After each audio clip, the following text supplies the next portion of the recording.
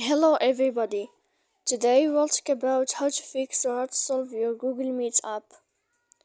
To know how to fix or how to solve your Google Meet app, you should just go to settings. Then in this page we click apps, default apps, app settings.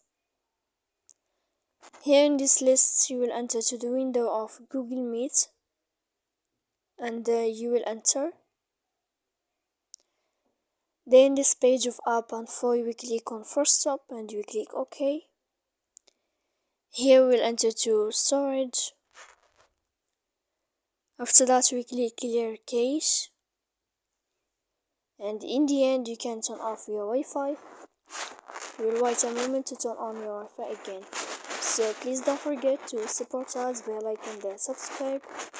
See you next time in another video, and thank you for watching.